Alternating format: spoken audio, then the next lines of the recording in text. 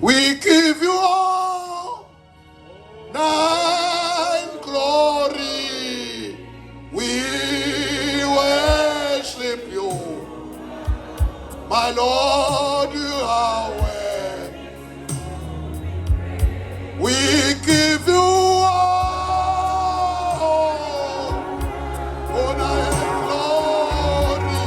Oh, we worship you. My Lord.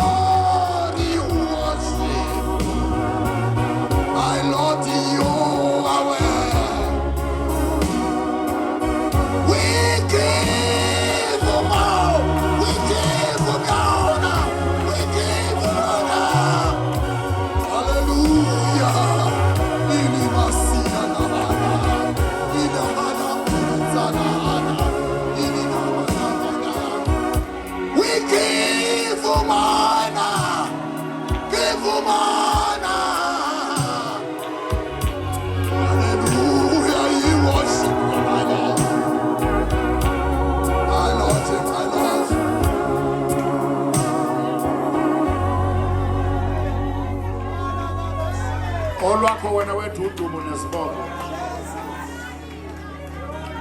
Wena osesihlalweni ozulule isihlalo sakho sobukhosi. Wena uNkulunkulu ezulwini phezulu. uNkulunkulu entabeni nasemagqumeni. Uyabusa phezulu umbuso womhlaba. uNkulunkulu emhlabeni phansi. Ngowakho umhlaba nokugcwala kwawo izwe nabakhile ukuwona. Umhlaba uyisenabelo senyawo zakho. uNkulunkulu egodini nasemathafeni. uNkulunkulu emanzini phansi komhlaba. Akhatha ekhashirana. Yetha akhabayi khadaina. Taikate kashira basile. Iraha khadaina sile. Rila akapaka shakafile. Yetha paka fiara shire. Irete beta siaka fashaka sila. Rid auto on akashaka vaita vaina. Sienete kila rika.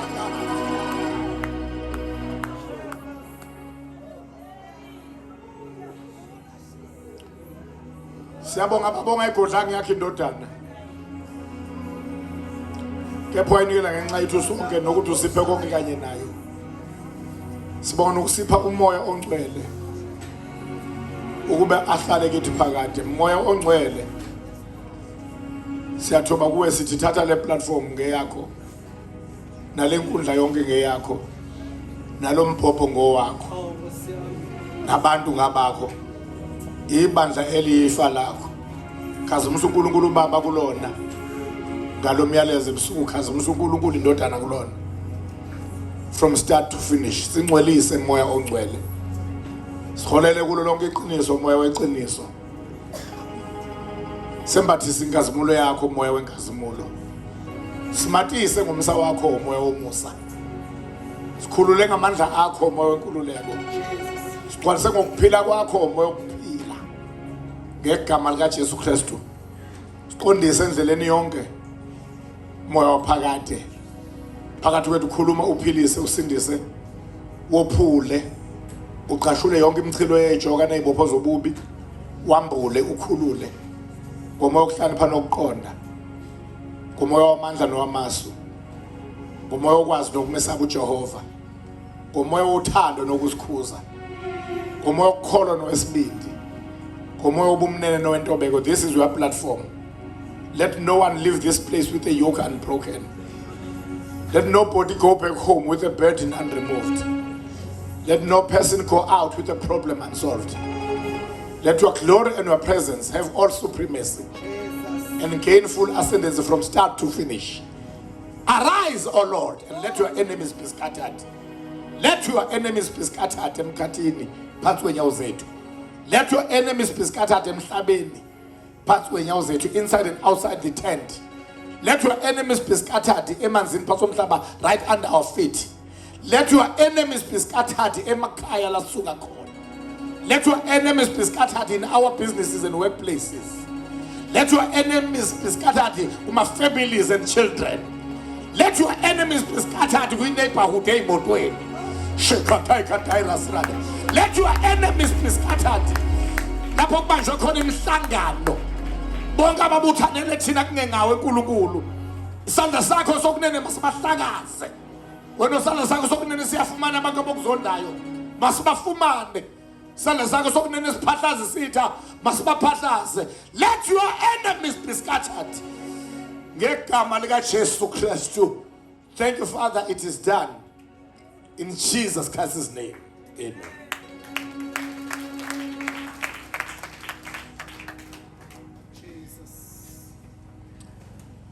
Ngabonga uJesu ophilayo. Amen. Ngithathe lethuba kuqala kunakho konke. Endabeni kaJehova ngibingelele ogcotshweyo kaNkulunkulu. Ingcika kaNkulunkulu nophethe umbono womsebenzi uNkulunkulu awenze insuku zokugcina ngale ndaba. Uthatha umfundisi uSM Ngema ngegama elihle lenkosi yamakhosi uJesu Kristu. Amen. Indoda ihamba noNkulunkulu nemesabayo uNkulunkulu. Nemlalelayo futhi uNkulunkulu.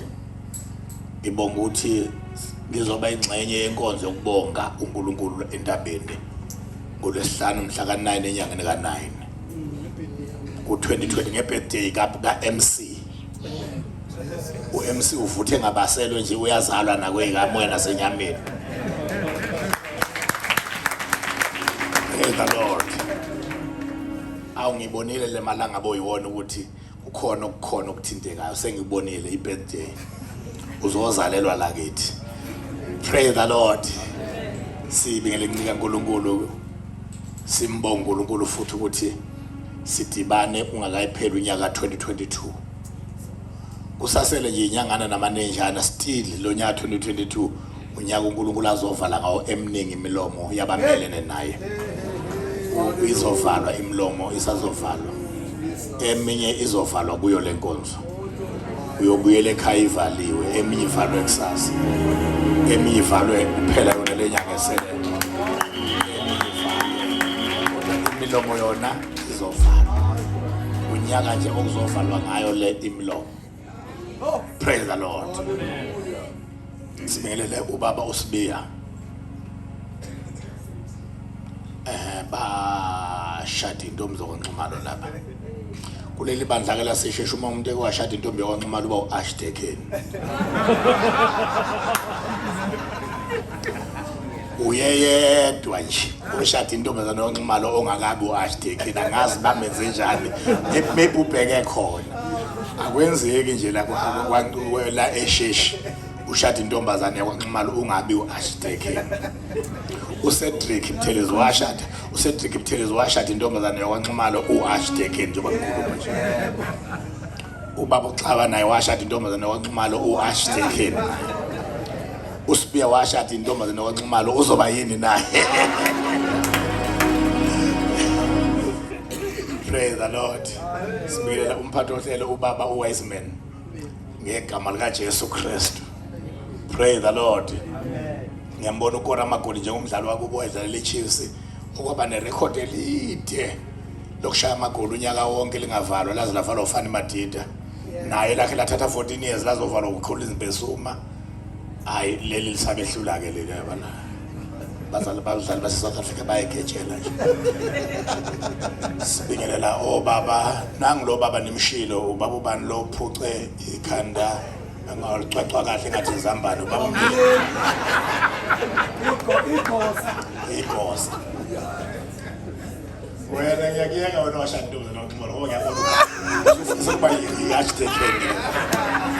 Ngibingelela bonke abafundisi abakhona abaprofeti mnikazi kaNkulunkulu uPastor Mdluli. Bingelela gogo nomkhulu ngiyababingelela nezibuko zabo. Bingelela isikole esincwele amasistela incikazi kaNkulunkulu. Bingelela obaba nomama ngibabingelele nabafisayo nabo one day uba omama no baba. Bile nensizwa neintombi nabantwana abancane bonke oTipot noTeaspoon. Bile nabaseyiswini uma kwenza ngoba bekhona. Enibaphethe ngezisu. Nabo sababingelela ngegama lika Jesu. Praise the Lord.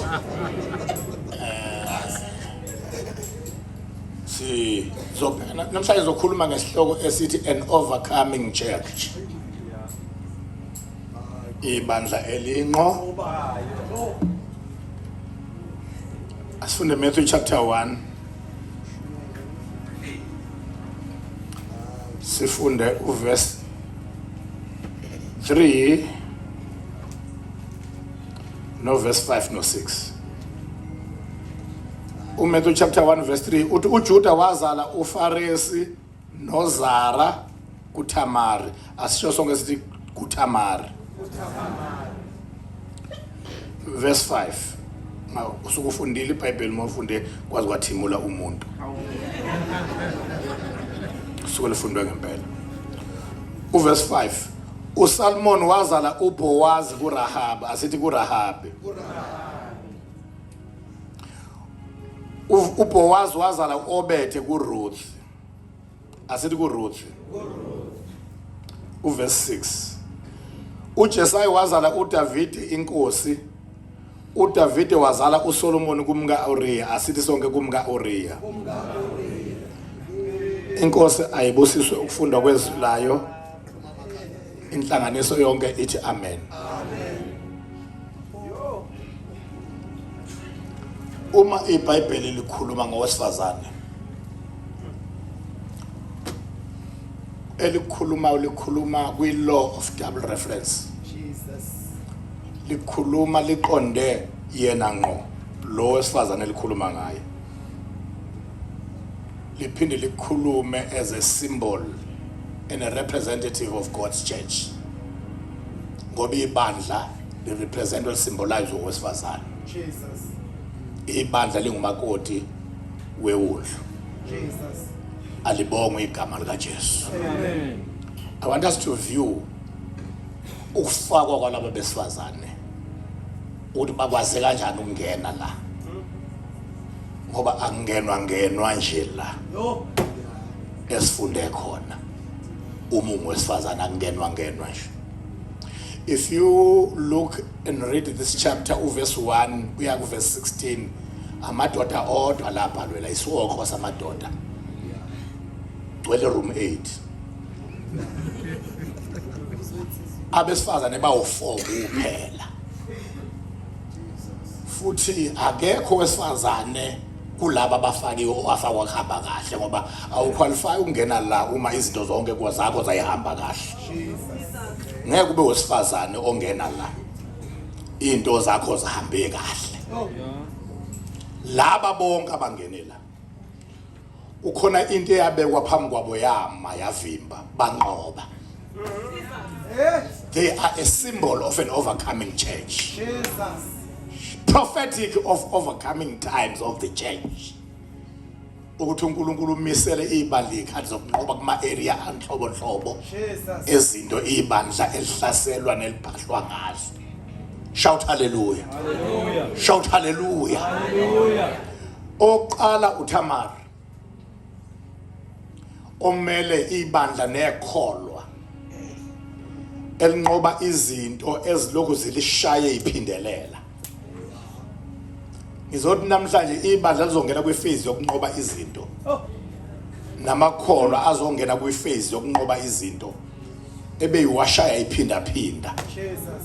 Kuzonqamuka ukuphindwa into eyodwa nokushaywa induku eyodwa. Jesus. Kuze kuphele iminyaka lokhu ushaywa into eyodwa. Jesus. Ngoba sizobona ngalona ukuthi kuyanqamuka ukushaywa into eyodwa. Uphumo ogibeni lokuphindwa into eyodwa nokugilwa into eyodwa. Jesus. Lo sisokuthiwa uThamari ufike washada nendodana yokuqala kaJuda, izibulo likaJuda of course. IBhayibheli lithi le ndodana hayi uThamari yona le ndodana wayemubi uNkulunkulu. Lo bhuti wayemubi uNkulunkulu, akuyena uThamari wayemubi. Yilo bhuti owayemubi uNkulunkulu. Kuyezwala bazalwane? uNkulunkulu wambulala because of wickedness. Everybody say wickedness. uNkulunkulu wambulala ngoba waye wicked before God. Kuyezwala bazalwane? Kwadingeka ukuthi uThamari aka experience ukuba umfelokazi ngobubi okungebona obakhe obungoba umuntu ashada naye. Wena olokhu ubusy uclass abantu uthi base outdated ba old fashioned uma bekululeka ukuthi wokhuleka before umukela iproposal awuyinake lento ukuthi uyakwazi ukusafarisha ngenxa yomuntu wamshada hayi ngenxa yakho ngoba sibona umuntu ephenduka umfelokazi la kodwa ububi akubona obukamama obalo baba alibonga igama kaJesu. Then ke kwasekuthiwa ngeculture akuqhamuka umfowabo amngene ukuze amvusele umuzi. Kuyezwakala bazalwane? Amen. Sizobheka ibandla linqoba nowekholwa linqoba ukushaywa induku eyodwa. Jesus. Namhlanje umongcwela refuses uyenqaba. Ukuba bekhona into ezokuphinda njalo izigcine seyazi kahle ukuthi usuyishozi sayo. Uyasazi ishozi. Ishozi indawo ukuthi njalo makudume izulu endaweni yonke ingencane njalo indawo yangakini inkulu kodwa lona leyo ndawo leyo ngeke lise izulu lingashayanga kuyona. Ziningi indawo kodwa alishayi kwezinye lokushaye lapha. Namhlanje umongcwele uzoletha ijudgment phezulu kwezinto lokhu ishaye iphindelela. Shout hallelujah. Hallelujah. One of the functions of the Holy Spirit avezwe kuJohn chapter 16 verse 8 ukuthi umoya ongcwele uyoqondisa izwe ngesono nangokulunga nangokwahlulela. The Holy Spirit comes for judgment. He does not judge us. He judges things that troubles us. Shout hallelujah. Shout hallelujah. I prophesy and declare ungena kwe judgment. Ne death sentence yazo zonke izinto ebeyishaya amakholwa nebandla iphindelela. Ngizothi never again uphindwe induku eyodwa ebikuphinde ngo-90s iphinde ngo-2000 iphinde ngo-2010 izokuphinda nango-2020 iphinde izokuphinda namanje. It is coming to an end. The Holy Spirit is coming with judgment. Shout hallelujah. Shout hallelujah. How does the Holy Spirit execute judgment? Umoya ongcwele execute judgment. We execute judgment ngoba kukhishwe izwi ngaleyo nto. Lo Anania lona owaye robe walethi imali okesiyo waroba waphila umoya ongcwele egcwelile. Angiphindele uAnania owaroba uNkulunkulu ngemali akathake ngene enkonzweni umoya ongcwele egcwelile wayeseyafa. Waphila umoya ongcwele embona ukuthi urobhile egcwele indlu up until kube nezwe likhishiweyo elithi awuqambanga amanga kimi uqamba amanga kaNkulunkulu kwayima umoya ongcwele ethi execute judgment ngoba umoya ongcwele only execute judgment after the issuing of the word.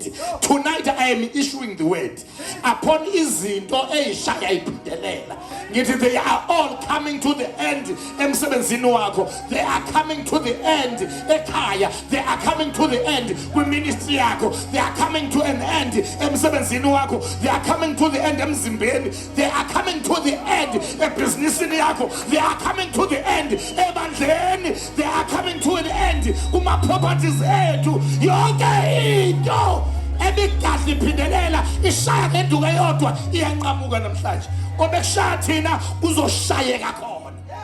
Shout hallelujah. That is the phase of an overcoming church.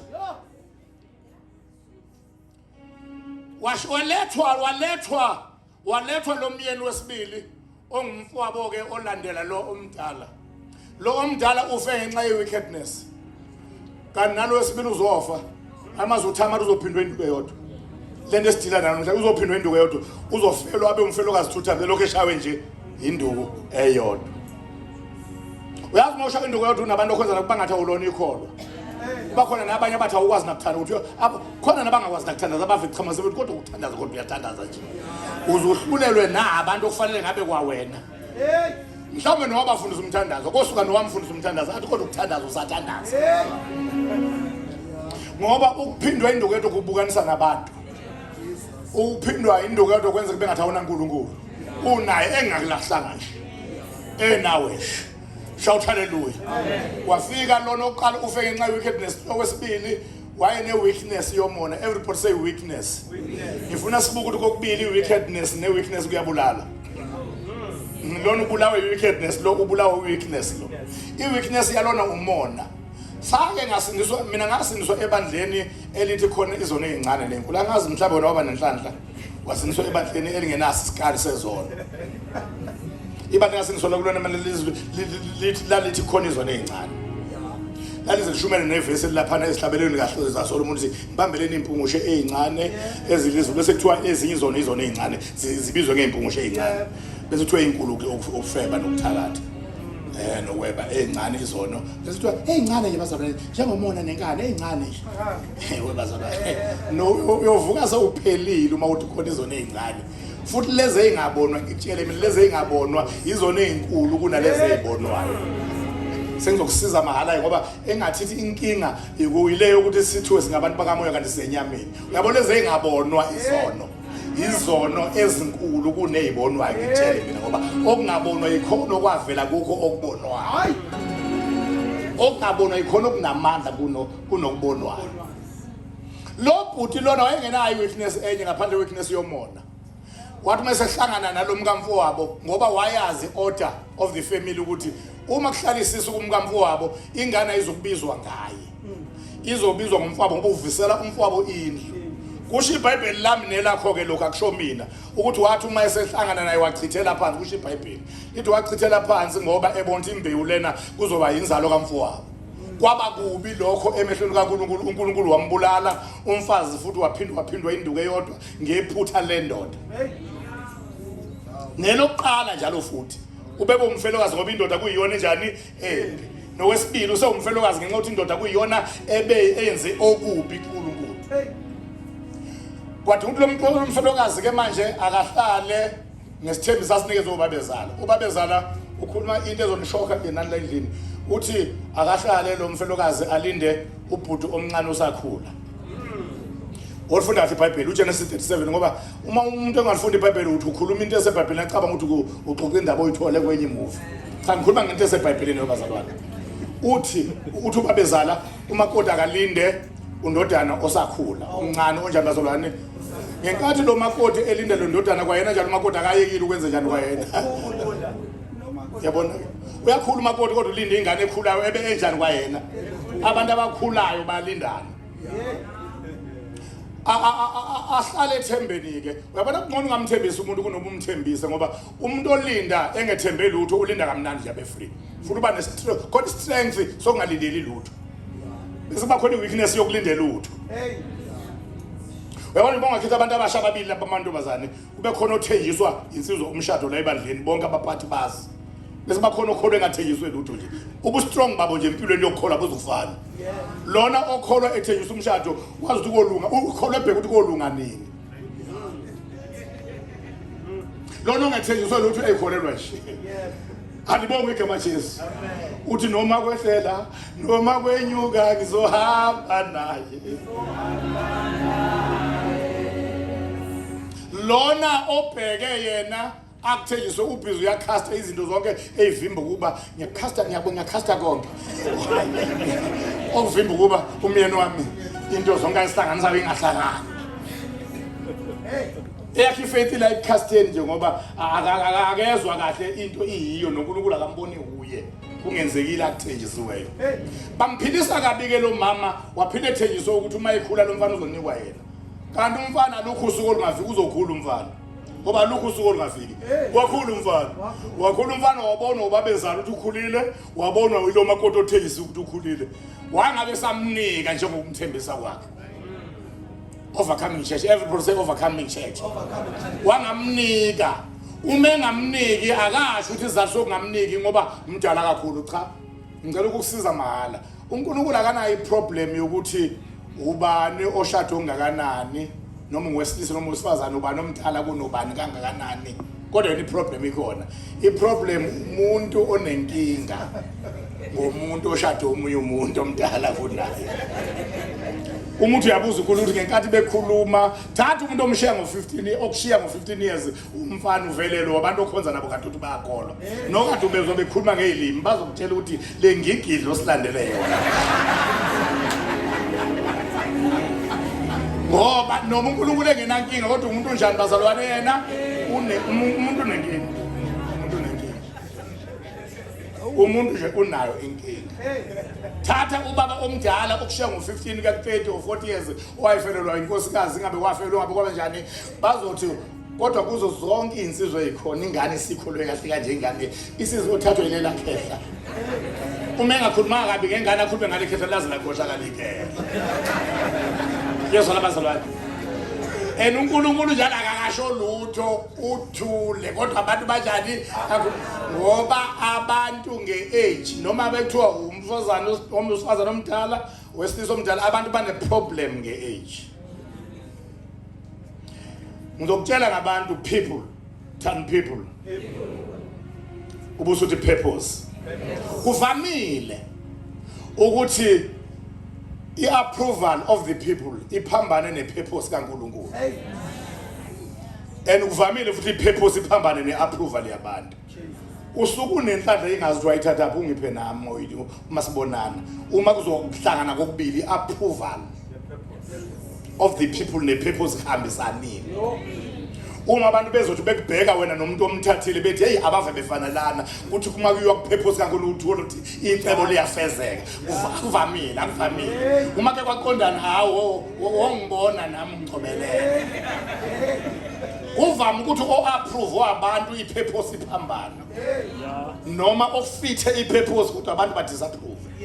yabona ingathi kumuSawuli phambi kwabantu ayiba approve wathi manje uSamuel nango-ke Israel inkosi yeni bheka Israel inkosi yeni iBhayibheli he stood head and shoulders above the rest but mabembheka impandla zathi hayi umfana ongasiphatha ke lo impunga sathi angasiphatha ke lo kwasekuthiwa ke kuyo purpose assignment number 1 he failed assignment number 1 as ayesibili assignment number 1 purpose failed kwaqala ngomuntu oapprove wabantu ukuthi disturb intercessor ikhuleka iphazanyiswa ithandazela umuntu oapprove wabantu iphasile approve yale bantu athi uNkulunkulu uyomkhulekela kuze kube nini ngoba ngimlahlile thatha uphondo endlini kaJesu ngoba ngifumene khona umuntu wenhliziyo yami benze njalo abantu baapprovile uNkulunkulu ngapha udisturb intercessor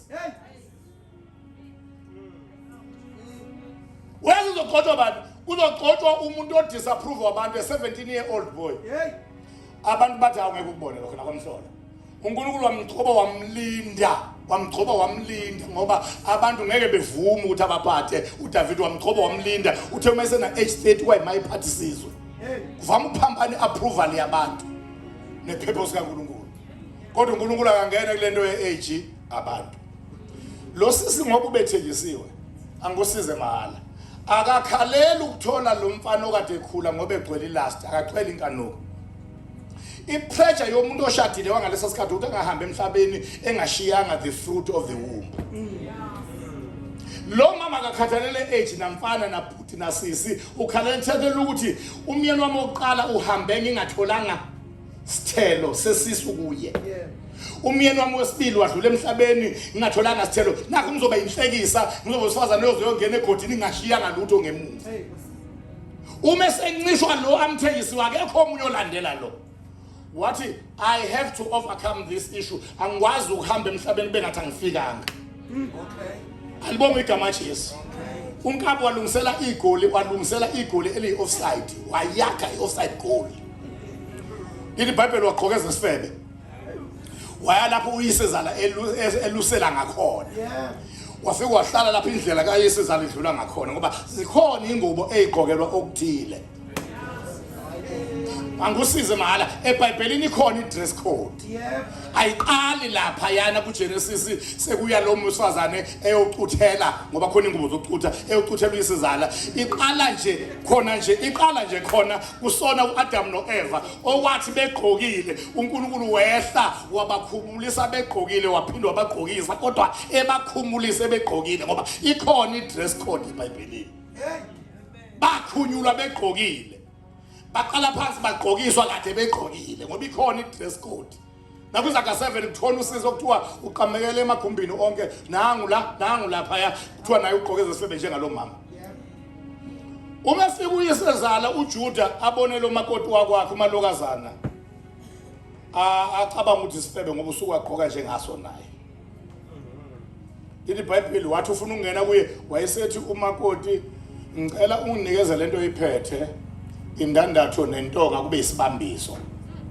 salento oyifunayo hayi ke amadoda uma esefuna ukungena athethela noma yini athethela indandatho athethela intonga akubamba usisa kubeka eceleni sihlale isiso kanti lo mama akafune last akafuneni ufuna ukuthi akabe nonabantwana njengabantu bonke umyeni wakho oqala uhambe ngenamntwana umyeni wakho wesibili uhambe ngenamntwana ofuna ngabe uthola umntwana kuya akasamnikwa and uyisa kamnqaba ukumnika ngenxa ye-age uthi ngafaka umntwana wami oqala wafa kuloya mama ngamnikeza indodana wesibili wafa angazi noma ngizothi ngimnikeza nowesithathu afe ngoba mhlawumbe kunenunu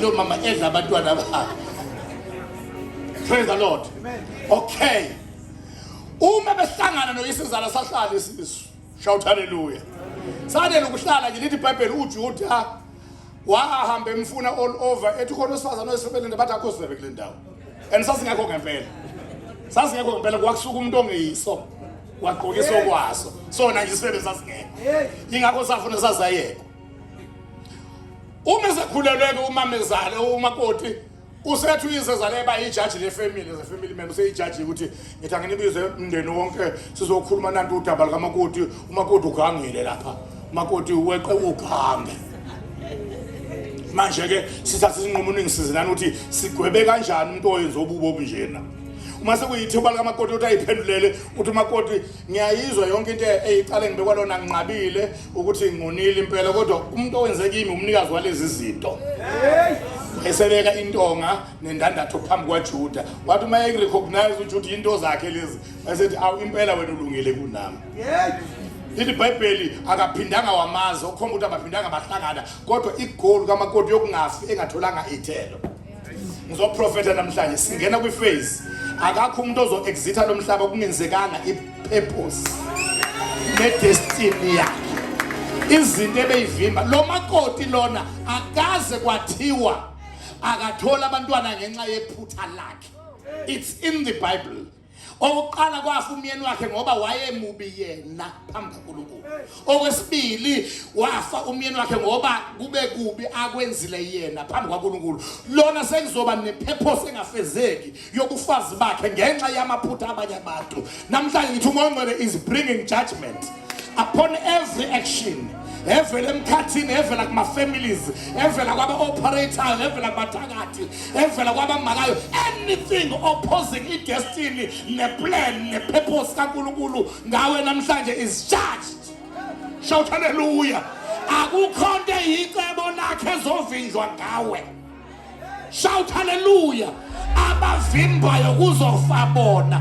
Abathi bamendleleni bazothunduthelwa olwandle olubomvu njengofaro nempi yakhe ezayimpreaching here ulwandle olubomvu luvuliwe emkhathini luvuliwe emhlabeni luvuliwe emazipho zomhlaba luvuliwe emsebenzini la usebenza khona luvuliwe ebhizinisini luvuliwe emndenini luvuliwe abathi bayama endleleni isandla sikaJehova siyabathunduthela.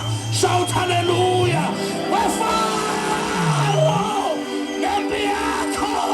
Be warned. But nothing will stop us. The church is entering a phase. Lapho kuzoshaywa zonke izinto ebesishaya ziphinda-phinda. Ayikho into ephinda-phindayo. I stop the demon of recurring incidents. Idemoni lezinto eyiphinda-phindekayo. Idemoni likampinda mshaye ngiyalidestroya emkhathini. Ngiyalidestroya emhlabeni. Ngiyalidestroya emazini phansi komhlaba. Ngiyalidestroya empilweni yethu yokomoya. Emphefumulweni engqondweni. Ayikho into ezophinda. Ayikho into ezosiphinda. Ayikho into ezophinda ibandla. Shout hallelujah! Shout hallelujah! Shout hallelujah! Shout hallelujah! Shout hallelujah!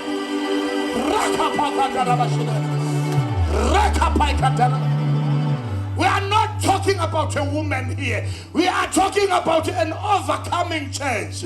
Ibandla liyangena kwiphase yokunqoba izinto ebezilokhu zisina phezu kwalo, ziphinda-phinda phezu kwalo ngoba siyibandla elifungelwe phezu kwaleli dwala. Ngiyakulakha ibandla lami amasange hayidesi awayekulahlula.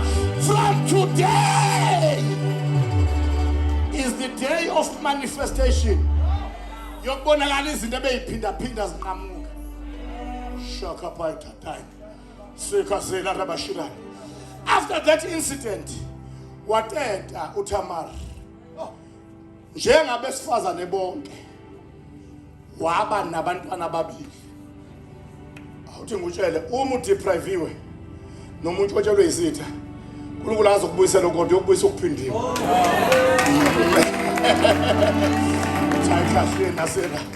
Once waphucwa akuzobuya ophucwe khona kubuya sekuphindile. Ungamfundi uJobe chapter 1 first chapter ungayifundi last chapter. Last chapter verse 10 wakhona ukuthi uNkulunkulu wambuyisa uJobe ehluphekeni kwakhe. Wabuyisela konke abenakho sekuphindile. Shout hallelujah. Namhlanje ngiprofetha ukubuya kwazo zonke izinto ebeyilahlekile nebeyintshontshiwe seyiphindiwe kule prayer yokubonga. Shout hallelujah. Lo mama akaphindanga wahlangana noyisezala. Kodwa into wayizoze afe wayezalelwe yona ingenzekile yenzeka. wamzala uZara noFares wangena kwi-history book nakwi-genealogy kaJesu. Lo mama ungene kanjena la, ungene ngokukora igoli, an offside goal, wakora emhlabathini ongamfanele. Angazi noma unompempe wasithwa uyisezala ngoba kuyenzeka unompempe angayijaji offside kanti khona obemsithile no linesman kanti akabonanga kodwa walikora. Thina senhlabeni siyazi lali offside kodwa uma unompempe ke wangalibona yena. Ngisho ngabonwa ama-thousands ase-FNB kuthiwe 90,000 capacity igcwele. Ningalibona nonke lena kodwa uma unompempe ngalibonanga liphakathi. Li-offside kodwa liyabalwa. Nanti igoli lo mama wangena kule mlando engafanele. Awungeni lapho uma ungowesifazane izinto zihamba kahle. Uma ungahamba kahle ubalwa kanye nabonke abangabhalwanga la. Kodwa uma unqobe into kungahambi kahle ubalwa kanye namadoda egenealogy kaJesu. Shout hallelujah. Ngizothi manje singena kwi-phase lapho khona la sizobalwa khona, the earth will begin to recognize the church of Jesus. Sifike uzokubona lokho. Ukhona izinto abazoqala ukubona abakwazi ukuzenza eParliament ngaphandle kwayo. Yes. Khona izinto abangezokuqala ukuzenza emphakathini ngaphandle kwethu. Amakhansela azosifuna, induna ezosifuna, amakhosi azosifuna, abantu abaphethe ikhundleni efemini bazosifuna. There are things abazobona bengakwazi ukuzenza ngaphandle kwethu. Ngisho emndenini khona umhlangano ongeke conclude ngezwakalanga ukuthi lokholwayo uthini. Shout hallelujah. Ngoba singena kwi-phase lapho sizoba khona ne-final word, final word, final word, final word, final word, final word, final word. Namhlanje ngikhuluma i-final word over sicknesses, final word over generational cases, final word over marital problems, final word over recurring problems, final word.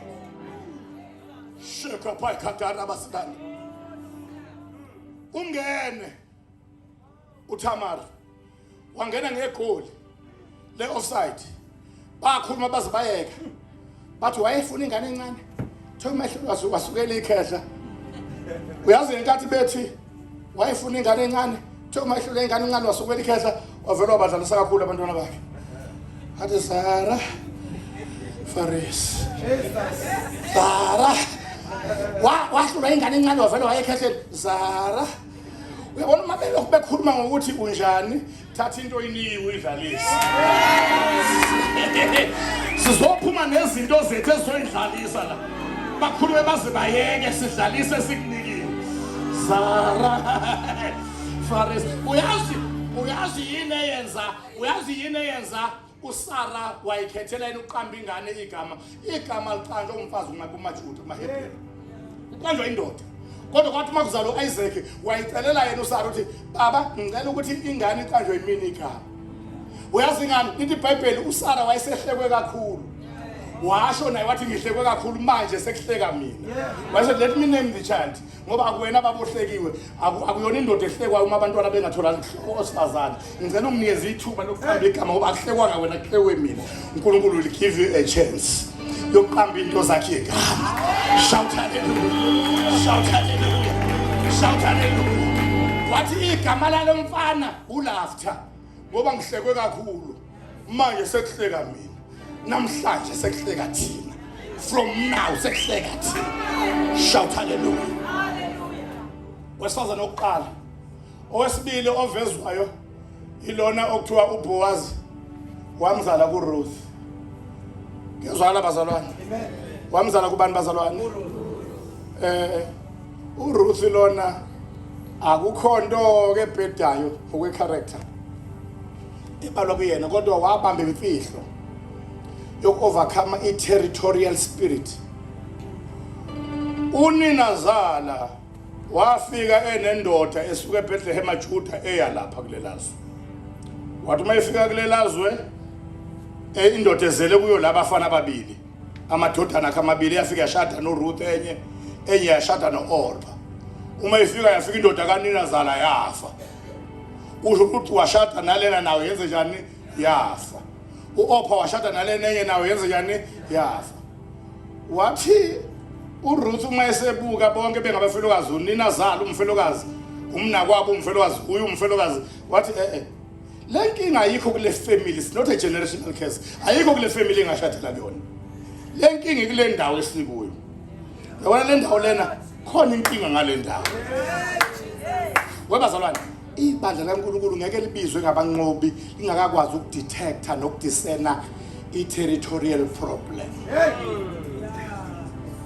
Ukuthi uyaqhashuka wena oqhashukayo umoya wendawo uhlangane ngawe, umoya uhlangane ngawe uthi umuntu ohlupha kule ndawo kwi-area ubani. Wathi yekani bonke laba abanye bayekeni zonke ayihlangane kusibani bahle. Uma ufuna ukuba i-overcoming person and an overcoming individual believer ne-overcoming church, funda ukuthola umoya wendawo. Futhi ungabi uSamson uma usutholile ngoba kuyingozi ukuba Samsonic. uSamson babevele bambambe bambophe bona bangakubo bamsesitheni eboshwe yibona. Ungabi Samsonic wofunda ukucinga nabanye abafana nawe ukuthi hayibo sengiyitholile inkinga yendawo. Manje angifuni ukuyifacea ngedwa. Woza Jehu, woza Elisha, nami Elijah. Ngiyayithanda into yaplana uNkulunkulu noma bengayizanga ngenxa ungalalelo Elijah. Wathi hamba uyogcoba uElisha bemprofeti emva kwakho, ugcoba uJehu abeyinkosi ukuze oyophunyuka enkembeni ka-Elijah inkemba kaJehu imuhle. Oyophunyuka enkembeni kaJehu inkemba ka-Eliya imuhle. Funa kungabi uSamson uma uzoshaya umoya wendawo. Shout hallelujah. Shout hallelujah. uRuth wawubona umoya wendawo ukuthi wona ohlupha kwasho ukuthi akakwazi ukuthandaza kodwa unayi discernment wabona sidlala ispirit of the area. Umamezala ngabe usenomyeni wakhe ubabezala wethu ngabe ukhona namanje ukuba akasuka ngeBethlehem eJuda waze kule ndawo lapha ikwamadoda ayafa la. Wathi mayethu ehamba umamezala wasengiyaphuma wathi hawu this music to my ears. Angazi ngalindelani nithuke njengalelo umamezala uphuma ushiya kuphi la uyashiya la uyahamba ubuyela kini wathi angisasalanga kule ndawo mhlawumbe kululwe kunezi second chance phambili uma ngineza fine kodwa ngiyakharana uma kwane second chance phambili lezayo indoda yokufa ngoba ayibulawa ngamadimoni ayibulawa ngokuthakathi ayibulawa ngokukhondolo lomndeni ibulawa yilolu hlobo lwendawo angizwani nale ndawo babazalwane uyifunda indawo kuyona khona indawo engakwenza umadekana kwekamoya uyalazi ishumbulu kabhotshisi umadekana ishumbulu kabhotshisi uzuyofa uyikholelwa umadekana ikholwa entatazeliswa zikhova ekhala phezulu kwendlu uzuyofa utata ugijizwa zikhova awukwazi ukuthandaza kufisikova kusesifile cha uhleze nje utatazeliswa zikhova indawo nje kwenza ube umadekana ishumbulu kabhotshisi kweze imali umadekana uyaboleka uvele ngentamo ekweletini kanti awubanjwe namadimoni omndeni ubanjwe umoya wendawo. Umoya wendawo awuvumeli umuntu onyukayo. Webazalwane awuthi ngitshele ngoJesu ukuthi uJesu lona wayengayi-overlook indaba ye-deliverance uJesu nakubo wayenamandla onke ethandaza kodwa i-deliverance wayengayi-overlook waphilisa impumputho ngokuyibeka izandla avuleka amehlo enye wathatha udaba walixova ngamathe wayininda emehlweni wathi ayihambe yogeza yabona eyesithathu akangayinikeza udaka akangayibeka izandla eyesithathu wayibamba ngesandla waphuma liBhayibheli he took him out of the village. Kukhona imiracle engenzeki ungakhishwanga kwi-village. Sheka phayikadana basiranda hamba lofunda kahle impumputho ezintathu eyokuqala yabe kwizandla nje yaphila eyesibili kwathatha udaka laqova ngamathe yanindodo ihamba yogeza eyesithathu yabanjwa ngesandla he took him out of the village. Khona abantu okumele izinto zabo zibabona i-breakthrough kube khona indlela abakhishwa ngayo kwi-environment abakuyona. Ngisho ungaphumanga ukuthutha kuma imali yokwakha kwenye indawo ongenayo wokuphume ngamazwi uthi baba ngalomkhulezo uthathayo mina nomndeni wami siyaphuma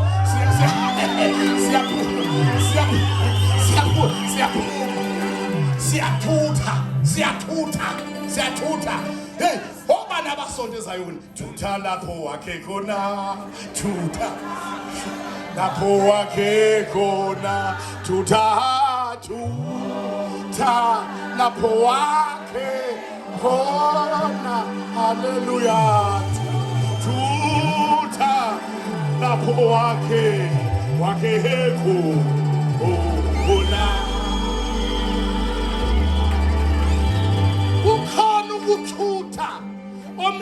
uze wena komoya uqambe igama lendawo osuwakhe uyona wena nendlu yakho uthi mina nendlu yami siphumile manje kwamadoda yafa sakhe eEden sakhe eJerusalem sakhe eBethlehem uyiqambe igama indawo ukuyo lokho uyo physical kodwa ube kwenye indawo utshela abantu bami webantu abamthina sekho kule ndawo sesendaweni ethile whether you are breaking the hold yomoya obamba abantu bendawo ukuze ubabambe left right and center front and rear ungakutholi wena ngoba kukhona abantu ababanjwa umoya wendawo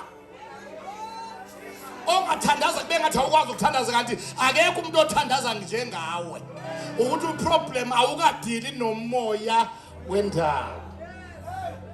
Overcoming church ungene kanjani uRuth la akuyena umuntu owayeneyimokolo namahlazo namaskandali ungeniswa ukuthi wathatha idecision yokunqoba umoya wendawo wathi mayithi uninazala siyaphuma wathi angisasalanga wathi yona nto I'm going to jump to that opportunity lelo thuba enjalo angeke ngiliyeke ngiyaphuma wathi ethi uyamncenga wathi ungangincengi ukuba ngikuyeke wathi ngihamba na uNkulunkulu wakho uyoba uNkulunkulu wami abantu bakho bawo abantu bami okudlayo ngiyakudla khona mayifika lapha phambili yafike yakhothoza ensimini kaJehova amehlo ayo awangaba ngoba wogada uma usuphumile la kungafanele khona musuhamba ubeka amehlo akhe endweni funda ifocus amehlo akhe aba sensimini ayikhothozayo shout hallelujah wabona uBoaz edlula uthi hey khona intombi efocus kanti akuyona intombi umama nje sekwashada kodwa indoda yahamba emhlabeni nawe nje lihambe yalakazele lutho uyabona ba overcome labo mama naye azele lutho kwayena uOpha lona naye ababe naye le nkinga yendawo wasala wazi wafe engenangane engena issue kodwa wafe engenandoda futhi uma wayithola futhi yayizofanele landelayo ngoba le ndawo wathi uma ushada indoda ife uthi uthathe enye ithi next ife ithi indoda indawo next wathi kophela be5 efa wathi ekhothoza uBoaz wambona wathi hayi ngizotshela abantu engibaziyo abazihlobo zami bakuhlenga uma bengahlenganga uyahlengwa yimina kodwa onjena okuhlengwa onjena okuhlengwa uyazi yini yamenza ayeke nentombi ekhona endaweni athi akakwazi ukungahlengwa konje ifocus iyabenza abantu nawo ba focus mawuzo focus on ku direction right iyabenza abantu nabe be focused but focus to you musu focus ezintweni eziningi musu focus ezintweni eziningi ibuyise leyo focus praise the Lord ibuyise kokufaneleyo wena inkinga yakho nansi ucabanga ukuthi wena uyo recognize unakwe uthole neattention yabantu abafanele mhlawa ethi izinto eziningi ungazalwanga nazo uthatha ireza usikela amashiya ubhala amashiya amasha emakini phela ongazalwanga nawo futhi awasezokuhamba la bekhamba khona uqala sezohamba phezulu uma ubabuka abantu manje usungathi uyabalunguza nasi problem abantu onabe enkozo olungolosini baphume belunguziwe besasalunguzwa webantu when awukhohli attention yabantu abazokubona ukuthi umfazi kuzoba nezinto okumele uyiede ulande nezihlahla zokuxwayiza uyifakela emehlweni ziyophayiza usuke lapho ulanda ikhaya insimbi uyibhoboza ikhala ufuna ukuba umzalwane noma umfundisi onembobo ekhaleni ufuna ushada nomfundisi yalo uma umfundisi onembobo ekhaleni noma umfundisi onembobo ekhaleni mama ashtekeni onembobo ekhaleni napa mama ashtekeni onembobo ekhaleni no awuyeki into eziningi awufocus ensimini oyikhothozayo nake nayifunda indaba yecompetition kaEsther namantombazana ayebanga nawo isikhala ipost ivacancy uma sekufunda uEsther 2:16 kuthiwa lezi ntombi kwathiwa ayicele yonke into ezifunayo ukuze zithi uma ivela phambi kwenkosi Ashveroshi zibe more appealing to the eyes of the king zacela yonke into ezifunayo ithi iBhayibheli uEsther akacelanga lutho kuphela amakha ingani kuamakha ngoba amakha wayishintsha into kulokho ozelwe nakho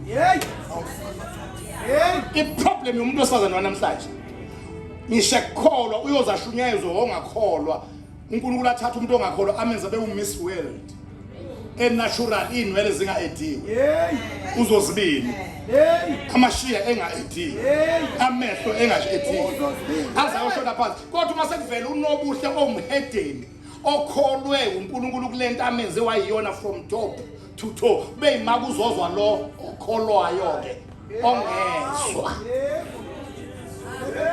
ungangizwa nyazizwe ukuthi ngithini mina phela uma ungakwazi wena ukulalela uNkulunkulu ekhuluma nawe ekukhuza uvela kuyeke wena landa imbongo likhuluma webona lento yokuthi uzozibini abe uMiss World engenalutho olunye ediwe sekuyimbongo le izotshela laba abangezwa abakholwayo ukuthi ubuhle abulele ekutheni edeni kuwe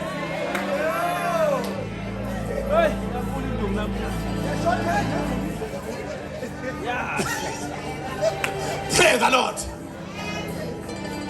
Focus. Wabheka nje insima ikhothozayo. uBoaz wamthatha kanti uzozala. Alibonke abaJesu.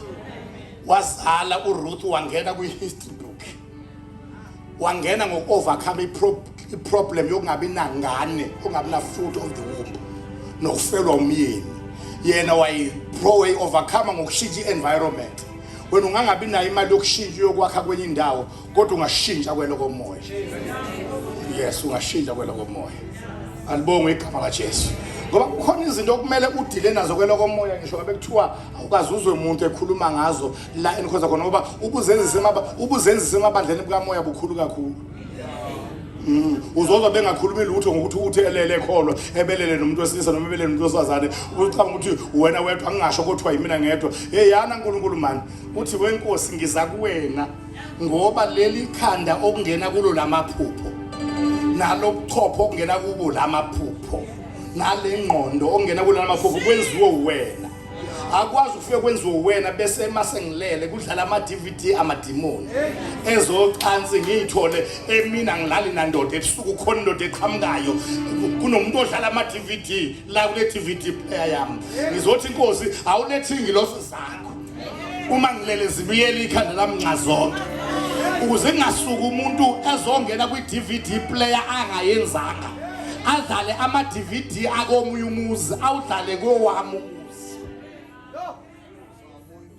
uma ungakhulumi lapha amakhono namhlanje ahlele nezinto eziningi ayisifihlile omafihla lapha yana uNkulunkulu shout hallelujah shout hallelujah wenzani uma udistra ngisho nezinto ezilethwe emaphusheni uyathutha ngoba amaphupho afuna ukuvimba ungathuthi afuna ukubhashisa lapho ungasuki lapho hlezi khona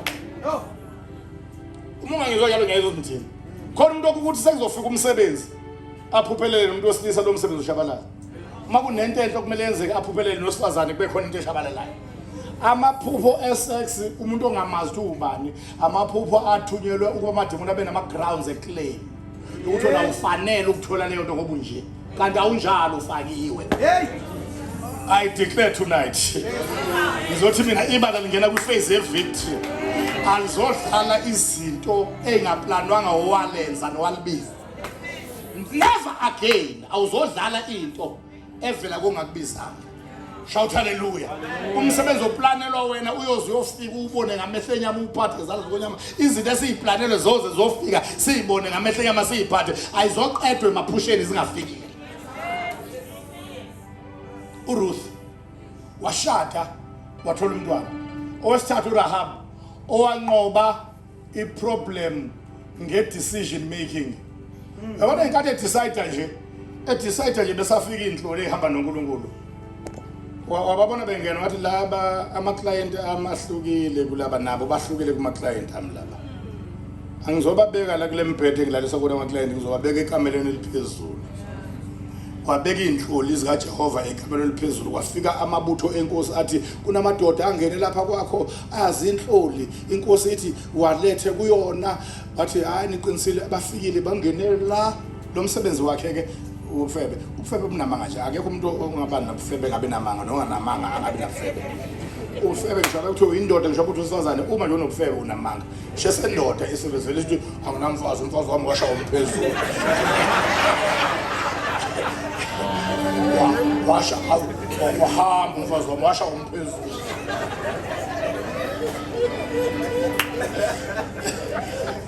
Ufebe ngiyahlukana namanga lokufebe. Samele sawahosha ngapha ngoba into yazo vele. Sathi bangenela baphuma ngapha baxosheni ngizobafica. Gijima amadoda. Edlale ngoba ifebe zagijimisana. Gijima kalifebe.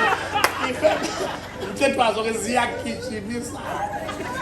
Uma uthengene umngakho i2 piece uyithenga ungajahile uhamba nje kahle kodwa uma uthengene isifebe uyugijima isifebe siyagijima. Ifebe nje aziyazi ikosto. Gijima amadoda edlalela isifebe. Athe uma isithela lawo madoda senyuka isifebe saya kulaba abapheze kamela phezulu. Sathi njengalokho ngisindisile nokusindisa ukuphila kwenu. Ake nifunge phambi kwami noJehova uNkulunkulu wenu. Uthi mhlaniza ukulidla lelizwe anikungibulala mina nendlu kaBaba. Shout hallelujah. Bathi bona asina sabelo naqala lesi sifungo sifungisa sona uma mhla sifikayo singafici lentambo ebomvu ohlangothini efasteleni leli.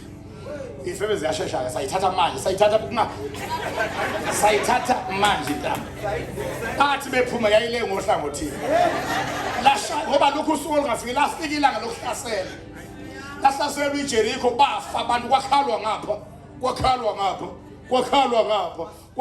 Kwakhona umuzi ongekho sililo kuwona.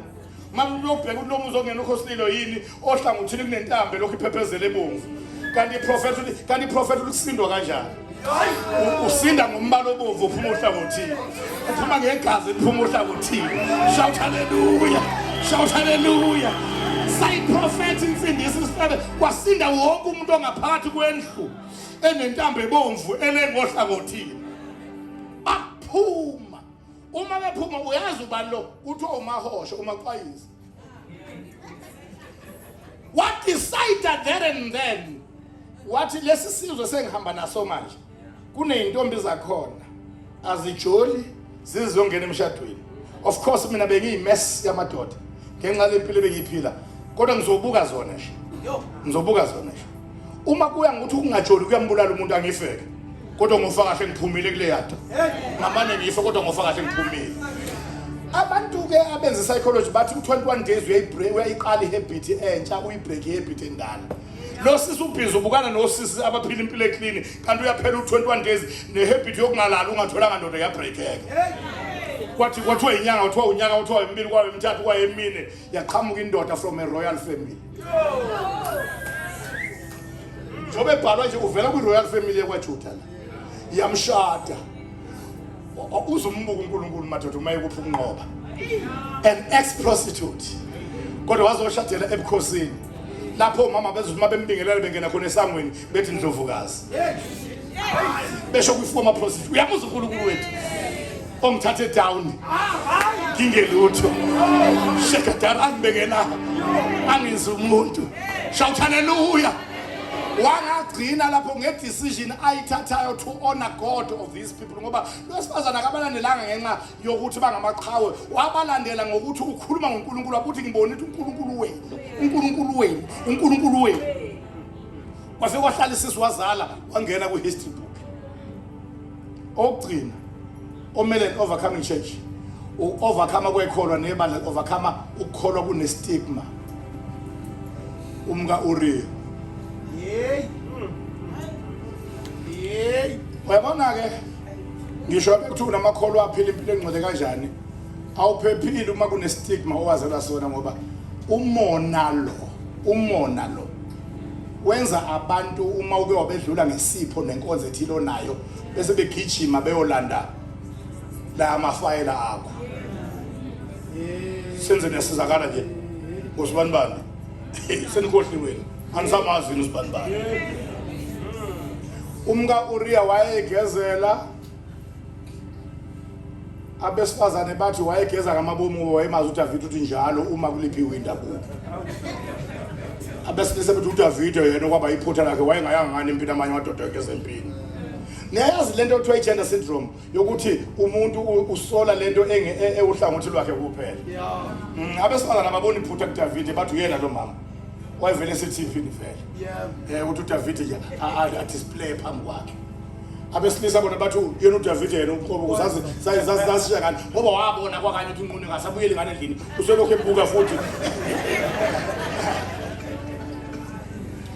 wathathwa wafakwa embhedeni wakhulelwa wazila ukudla kwazi kwaba indaba endabeni uDavid yafa ingane kanti uNkulunkulu ufuna ukuqeda istigma kwazalwa ingane engasazalwa as a product of adultery ezalwa seshadiwe lo mama kwazalwa uSolomon kanti uzocisha igama wakhulu uSolomon thela bebamdala khona bayinkosi into evelela ngalo mama kwaba ukuthi uzele ingane 1 ehlakaniphe kunazo zonke ingane emhlabeni 2 uzele the richest king on earth within a few years uSolomon esesihlalweni umuntu ebuka lo mama wayengabuka umama wangena ngokuphinga emshadweni wayebuka umama obuso uNkulunkulu ngengane ehlakaniphe kunazo zonke kwenzekala lapho kusuleka istigma ngiprofetha uqinyo kwama stigmas sheka wayekadayira baselayo ngideclare ukuqinwa kwama stigmas ngizothi mina ibandla liye langcoliswa emaphephandabeni langcoliswa kuma TV langcoliswa kwimisakazo singcoliswe ngazo zonke izenzo zokukhulekela amaduma amagundane sangcoliswa ngezenzo zocansi sangcoliswa ngayo inhlobo yento futhi kwenziwa show ukuthi eyekhona nomfundisi ivezwa njalo emaphephandabeni kodwa ngizothi ibandla laNkulunkulu njengoba libheke kwi-rapture nale revival njena lingena kwi-phase manje yokucleanwa kwama-stigmas onke ama-stigmas ayasulwa lapha soma khona akhona oyedwa umhedeni nomuntu osephalamende nongqongqoshe nenkosi eyocaba ukuthi konje abantu abasindisiwe manje never again ukuthi sime basicabange ngendlela okwenziwa ngayo nokwashiwo ngayo emaphapheni sothi masime kuthiwe isolution yezwe ila ngoba sikukhanya kwezwe nosawoti wezwe shout hallelujah ngizothi mina ngamandla leli gama elicima istigma onke amadolo azoguqa zonke ilimi zizovuma ukuthi uJesu uyinkosi ubani owanyakaza iSamaria owesifazane owayibukwa kabi enerecord lamadoda okuthiwa 5 kodwa uyo wathi mayibuyela ekhuluma ethi wozani nibone ongitshele konke ngiyikho kwangabikho noyedwa okukhumbula indaba yamadoda 5 bonke bathi safuna ukuyobona bathi babefika bathi sesiyezwa nokuzwa sesiyabona impela wena umsindisi obezofika not the church of Jesus is entering that phase. Not today, right now. Shout hallelujah. Shout hallelujah. Victory belongs to Jesus. Siyayithatha le victory manje. Simngobile omubi ngegazi lewundlu. Nangezwi lobufakazi bethu. Sivala amehlo sonke. Izandla iphakeme.